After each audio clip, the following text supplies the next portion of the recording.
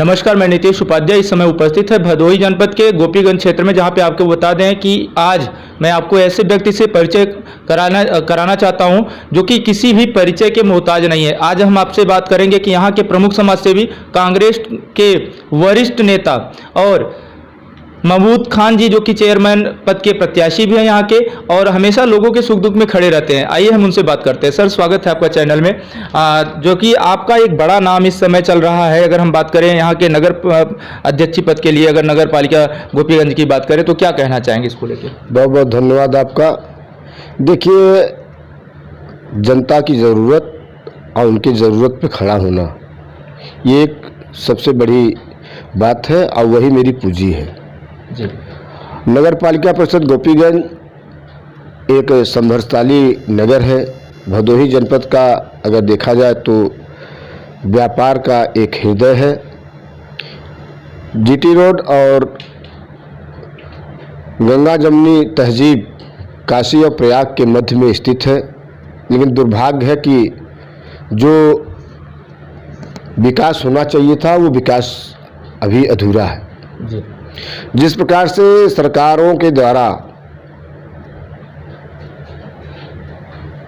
जी। थोड़े थोड़े समय पर विकास के लिए धन अवमुक्त करते हैं, लेकिन उसका सदुपयोग नहीं होता। आज आज़ादी के 75वें साल के उपरांत भी नगर पालिका क्षेत्र में दूषित पानी का पेयजल के लिए सप्लाई हो रही है। बार बार अनुरोध और अनुमोदन के बाद भी शासन स्तर पे या नगरीय प्रशासन स्तर पे इसका कोई निराकरण संभव नहीं हो पा रहा है। यहाँ तक कि देखा जाए कि नालियों की सफाई, निर्माण गलियों की या पथ प्रकाश की जो व्यवस्था है वो एक वर्ग विशेष तथा एक क्षेत्र में चिन्हित करके काम किया जाता है कि जो नगर पालिका का 100% क्षेत्र या 100% आबादी है उसका उपयोग या उसकी सुविधा को से वंचित है।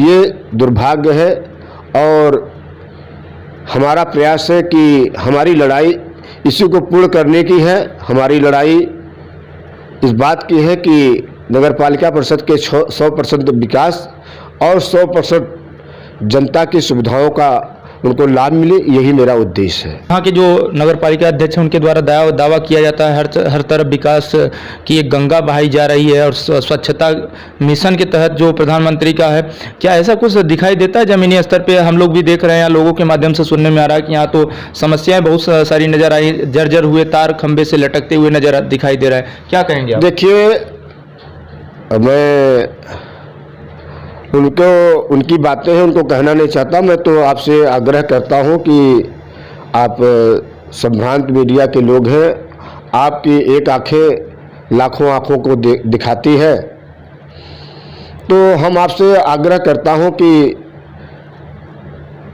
और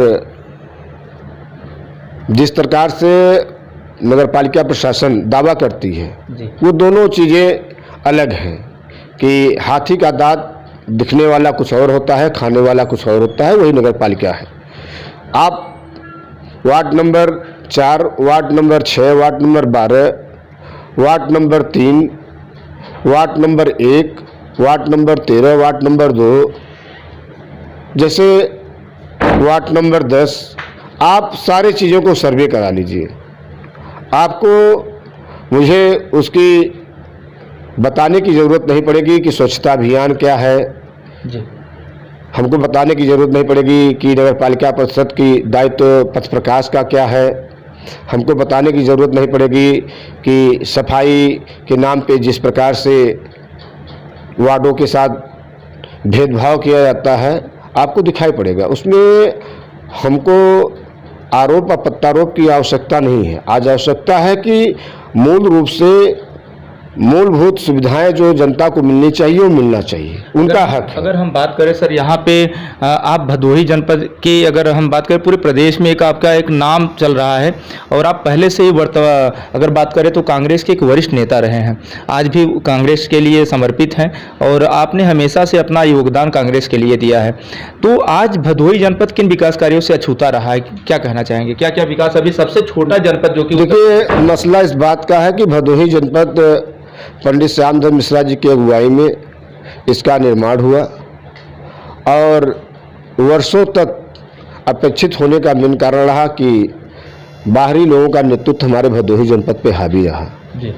चाहे वो संसद के रूप में, चाहे वो विधायक के रूप में। उसी का परिणाम है कि हमारा भदोही जनपद जो विकास होनी चाहिए वो नहीं हुआ। देखिए, आज वर्तमान में जिस प्रकार से भारतीय जनता पार्टी की सरकार है, हमारे लाखों जनता और हमारे हजारों भारतीय जनता पार्टी के जो साथी थे वो बड़ी आस लगाए थे कि जब सरकार में हम आएंगे तो प्रतिनिधि बनने का मौका मिलेगा। संसद का चुनाव हुआ, लोकसभा का 2019 में या उसके पहले 2014 में चुनाव हुआ या उसके पहले 2009 में चुनाव हुआ। भारतीय जनता पार्टी संसद के प्रत्याशियों को हमेशा बाहर से चुनाव लड़ाया। तो जब बाहर से आदमी चुनाव लड़के यहाँ से चुनाव जीत के जाएगा तो उनकी दो पृष्ठभूमि हो गई, एक जहाँ के रहने वाले हैं और जहाँ के वो कार्य करने वाले हैं। तो आदमी जहाँ रहता है वहाँ पे ज़्यादा तवज्जो देता है, जहाँ कार्य करना होता है उसको पृष्ठभूमि नहीं मानता। वर्तमान समय में माननीय सांसद रमेश बिंद जी हैं, आप लोगों से छुपा नहीं है कि बगल के ही जनपद के रहने वाले हैं। एक टूर की तरह आते हैं और एक टूरिस्ट की तरह चले जाते हैं। उनकी गाड़ियां आप अक्सर देख लें कि 10 बजे जब भदोही जनपद में आना होता है, 9-10 बजे के बीच में गोपीगंज से क्रॉस होकर के ज्ञानपुर के मध्य में एक कार्यालय है, वहाँ जाती हैं और शाम होते होते वो मिर्ज़ापुर चले जाते हैं। जब वो टूरिस्ट की तरह आते हैं और टूरिज्म करके चले जाते हैं तो विकास के बारे में कहाँ से जानेंगे। उसके पहले चाहे वीरेंद्र सिंह जी रहे या उसके पहले जो भी रहा, यही हालत थी। रही बात अब विधानसभाओं की बात, देख लिया जाए, दीनानाथ भास्कर का परोक्ष रूप से चंदौली जिला के रहने वाले हैं।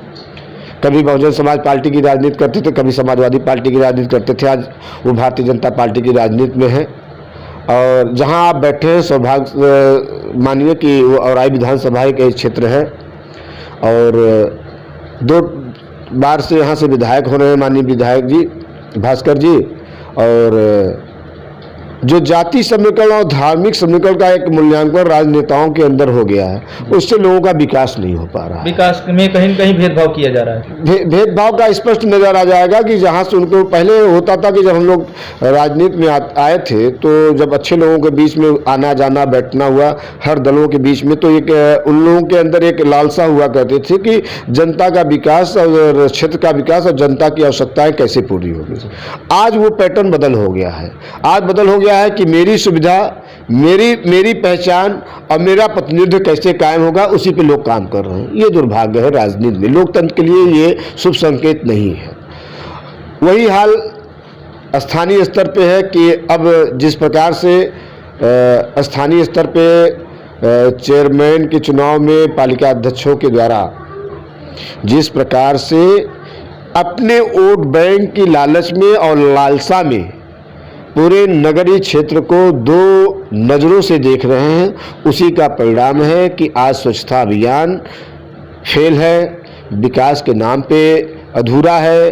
बिजली के चाहे वो खंभे हो, चाहे तार हो, चाहे पथ प्रकाश की व्यवस्था हो, वो सब अधूरे इसीलिए का कारण है कि उनकी एक सोच है कि कहाँ हमको वोट मिलेगा और कहाँ नहीं मिलेगा, तो वहाँ ज़्यादा वो फोकस करते हैं। जनता के और क्षेत्र के विकास के लिए उनका कोई न एजेंडा है न कोई उनके पास स्कीम है। आखिरी प्रश्न सर आपसे कि अगर यहाँ पे यहाँ के लोगों की एक इच्छा है कि यहाँ की कोई ईमानदार प्रत्याशी नगर पालिका अध्यक्ष बने, जिसमें आपका नाम पहले आ रहा है महबूद खान जी का, तो अगर आपको यहाँ से नगर पालिका अध्यक्ष बनाया जाता है तो आपकी प्राथमिकताएं क्या होंगी यहाँ के विकास को लेके?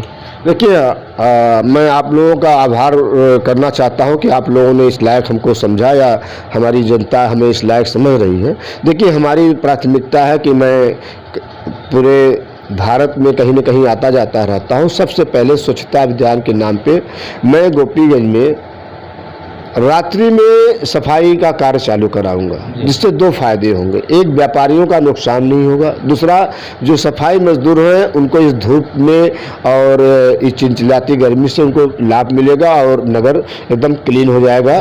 ये पहली प्राथमिकता होगी। दूसरी प्राथमिकता मेरी होगी कि 1968-65 से लेकर 68 तक गोपीगंज में पेयजल पाइपलाइन बैठाई गई थी, जो आज 50 वर्षों से ऊपर हो गया है। वो जर्जर हो गई है और कहीं न कहीं प्रतिदिन भ्रष्ट होती है, जिससे दूषित पानी का लोगों को मिलता है पीने के लिए। तो मेरी प्राथमिकता में ये है कि मैं शासन से मांग करूँगा कि बड़े स्तर पे जल निगम के माध्यम से नई पाइपलाइन पूरे गोपीगंज में पानी सप्लाई के लिए लगाई जाए। तीसरी मेरी प्राथमिकता होगी, जो नगरीय क्षेत्र के बढ़े हुए क्षेत्र हैं, सीमा विस्तार में बढ़े हुए क्षेत्र हैं, जो आज भी 20 वर्षों के बाद 2002 और 2020 के 2002 और 2022 20 वर्षों के उपरांत भी सीमा विस्तार के क्षेत्र का विकास संभव नहीं हो पाया है। उसके विकास के लिए, क्योंकि मुझे मालूम है कि ज़रूरत कहाँ है और कैसी ज़रूरत पूरा की जाती है, क्योंकि काफ़ी लंबा एक हो गया कि 2012 में भी निकाय का मैं चुनाव गोपीगंज का लड़ा था। दुर्भाग्य रहा कि मैं तीसरे प्लेस पे था। 2017 में मैंने भी चुनाव लड़ा, लेकिन मेरा दुर्भाग्य था कि हम कुछ वोटों से चुनाव हार गए। लेकिन जनता की ज़रूरत के लिए, जनता के आवश्यकताओं के लिए हमेशा मैं नगर पालिका के लोगों से आग्रह करता रहता हूँ। ईओ को हमेशा जहाँ भी जाता हूँ, जो भी कमियाँ होती है, फ़ोटो खींच करके व्हाट्सएप अनुरोध करता रहता हूँ कि इसका समाधान कराएं, जिससे जनता को लाभ मिले। तो नगर पालिका का अध्यक्ष और नगर पालिका का मुख्य कार्यपालक होने का मुझे अगर अवसर मिला, तो आपको मैं यकीन दिलाता हूं कि जनता की जो भी ज़रूरत होगी, जो हमारे संज्ञान में है और जो संज्ञान में लाई जाएगी, दोनों को प्राथमिकता के तौर पे उसका निस्तारण करेंगे, जिससे 100% विकास और 100% लोगों के ज़रूरत को पूरा करें। यही हमारी मेन नगर पालिका को विकसित करने का उद्देश्य मेरा रहा। तो आपने सुना यहाँ के प्रमुख समाज सेवी, लोगों के सुख दुख के साथी और वरिष्ठ नेता कांग्रेस पार्टी के और नगर पालिका अध्यक्ष पद के प्रमुख, अगर हम कहें यहाँ के माने जा रहे प्रबल उम्मीदवार के रूप में महबूब खान जी, जिनका मानना है कि अगर उन्हें जनता का इस बार आशीर्वाद मिलता है तो नगर पालिका गोपीगंज में जो भी विकास कार्य अरुद्ध रहे हैं पिछले 25 वर्षों से अगर बात करें, अभी तक जो विकास कार्य नहीं हो पाया है, वो अगर जनता का आशीर्वाद मिलता है तो आने वाले कुछ ही महीनों में उसे पूरा किया जाएगा और साकार किया जाएगा। हर एक गरीब वर्ग के व्यक्ति को उसका जो भी लाभ है उसको सीधा उसे प्राप्त होगा। नितेश उपाध्याय की रिपोर्ट।